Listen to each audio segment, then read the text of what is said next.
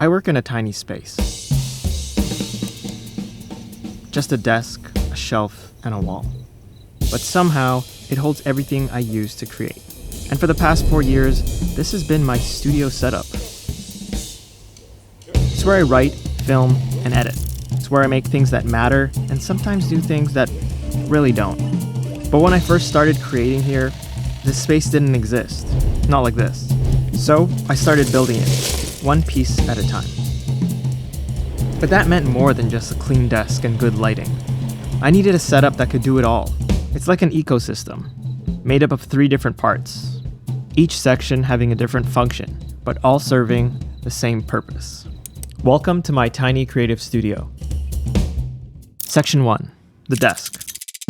Made with 100% alderwood, this desk is actually comprised of 3 separate pieces of wood put together into one beautiful piece of art.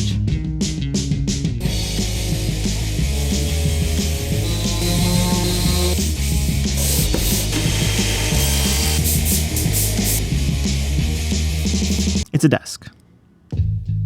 We also made a little monitor stand that's useful for holding up other desk essentials.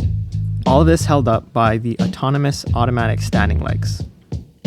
Being able to stand between hours of editing is amazing. Trust me, your back will thank you. But that was just the foundation. The PC. Powerful enough to handle all my editing, but also built for fun. It's like the brain of the operation, built for work and play. For all my PC gaming needs. I opted for a 2-monitor setup. Great for writing, browsing, and finding inspiration. I can easily edit having Davinci Resolve on one screen, and my files and other windows open whenever I need to access them. The keyboard is the Ajaz AK820 Pro.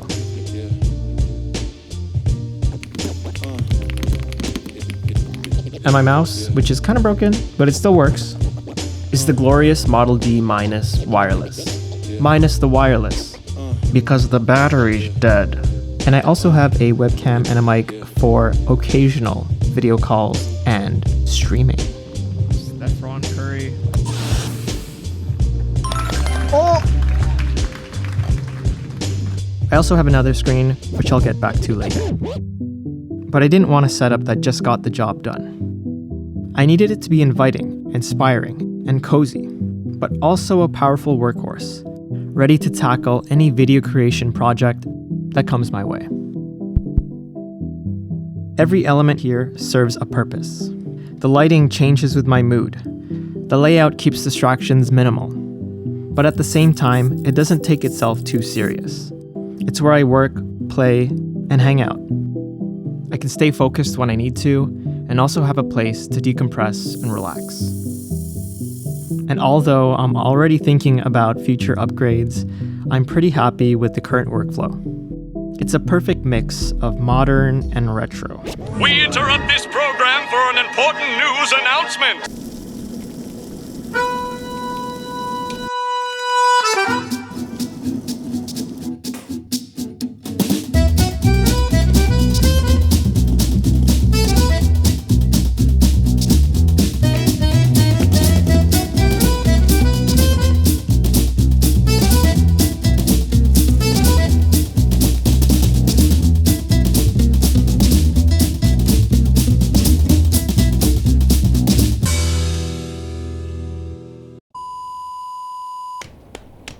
This is my gear shelf. But it's more than just that. It's more like a utility zone. Housing all the tools I use to create. It holds everything I rely on to film.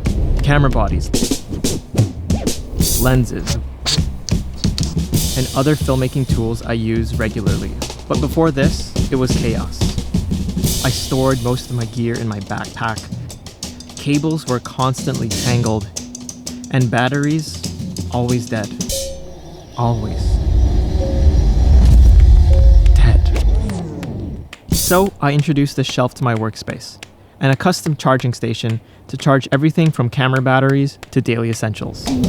Now, grabbing gear takes seconds. I can use the shelf to build out rigs or switch out lenses whenever I need to.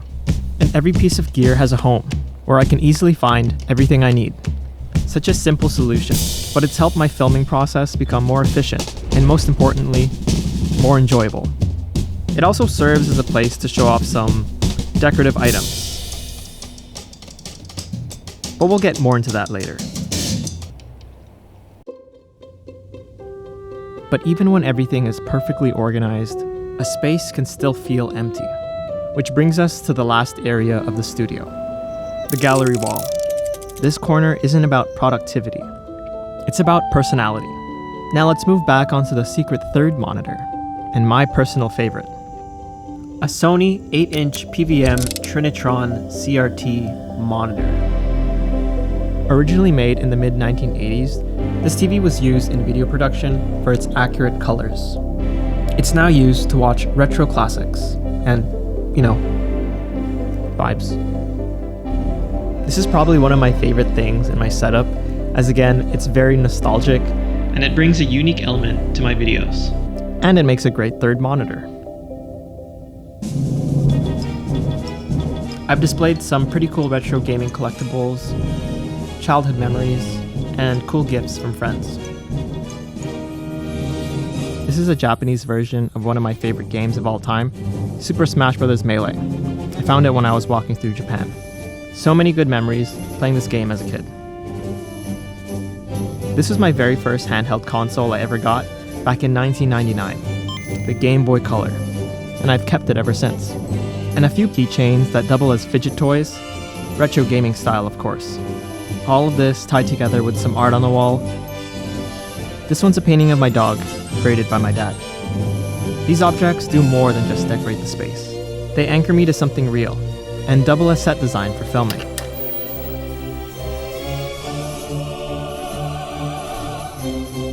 So the studio isn't just a place where I work, it's a reflection of my personality, and a physical representation of a little peek into my creative style.